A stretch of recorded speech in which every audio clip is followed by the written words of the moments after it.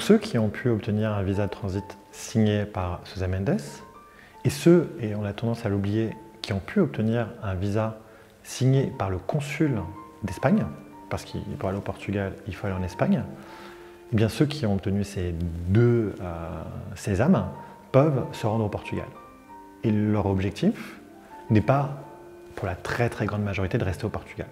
Le Portugal, en 1940, est un pays pauvre, un pays où ils ne peuvent pas trouver un emploi, un pays où ils n'ont pas de famille, et donc l'objectif de la très grande majorité est d'obtenir ensuite un visa pour un pays américain, principalement les États-Unis, mais certains ont la possibilité d'aller à Cuba, à Saint-Domingue, plus difficilement au Brésil.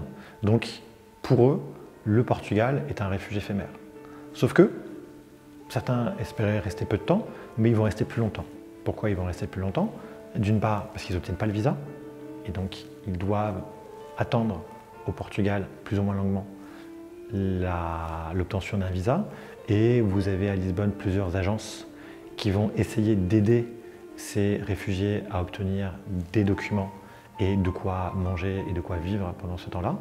Et l'autre problème est tout simplement le manque de transport.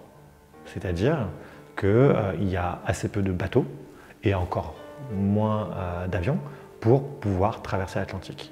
Et ces bateaux notamment sont au début pleins d'Américains qui ont la nationalité américaine et qui donc n'ont pas de problème de papier, qui prennent ces bateaux pour aller au Portugal. Donc vous avez pendant plusieurs semaines, voire plusieurs mois, des réfugiés, un certain nombre d'entre eux juifs, qui sont au Portugal en attente d'un visa et d'une place sur un bateau. Et la presse portugaise va notamment publier quelques articles sur ces personnes sans terre. Et souvent les photos qui sont prises, c'est les photos liées à l'attente d'un bateau, l'attente d'un visa avec les bagages qu'ils ont obtenus. Et ce qui marque à l'époque au Portugal, c'est que ces réfugiés sont rarement des gens très pauvres. C'est des gens qui ont eu les moyens de quitter la France, de traverser la France et d'aller au Portugal. Et donc souvent, on voit des gens relativement bien habillés et qui ont souvent des moyens supérieurs à la grande majorité des Portugais.